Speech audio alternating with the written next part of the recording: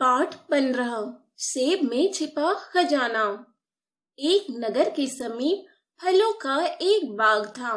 उसमें भिन्न भिन्न फलों के पेड़ थे। उनमें सेब का एक बहुत पुराना पेड़ भी था।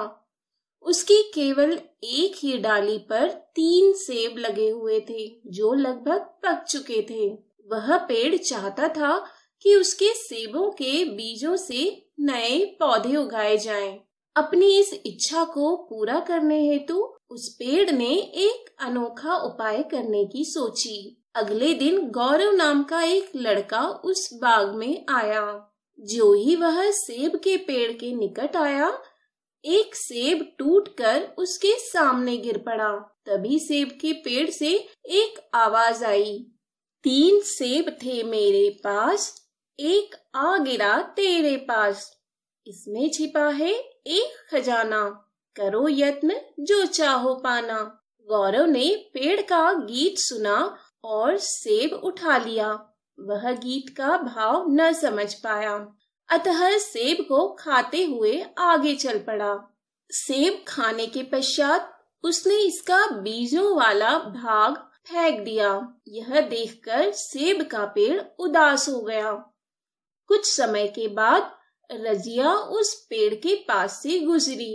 एक सेब टूटकर उसके सामने आ गिरा तथा पेड़ से पुनः आवाज आई, 2 सेब थे मेरे पास, एक आ गिरा तेरे पास। इसमें छिपा है एक खजाना, करो यत्न जो चाहो पाना। रजिया भी पेड़ की बात न समझ पाई तथा उसने सेब को खाकर इसका भीतरी भाग फेंक दिया। सेब पुनः उदास हो गया। अब उसकी शाखा पर केवल एक ही सेब रह गया था। पेड़ चाहता था कि कोई समझदार बच्चा आए जो उसके गीत का भाव समझकर सेब से लाभ उठाए। कुछ समय के बाद पीटर सेब के पेड़ के समीप आया। अचानक तीसरा सेब उसके आगे आ गिरा और पेड़ से आवाज आई, एक ही सेब था मेरे पास, अब तो वह है तेरे पास। इसमें छिपा है एक खजाना, करो यत्न जो चाहो पाना। पीटर सोच में पड़ गया तथा पेड़ के गीत पर विचार करने लगा।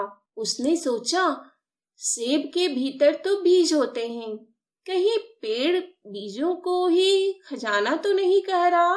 विचार करने पर उसे बात समझ में आ गई।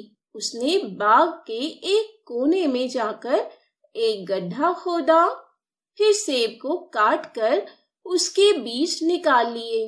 वह बीज उसने गड्ढे में बो दिए तथा सेब को खा लिया।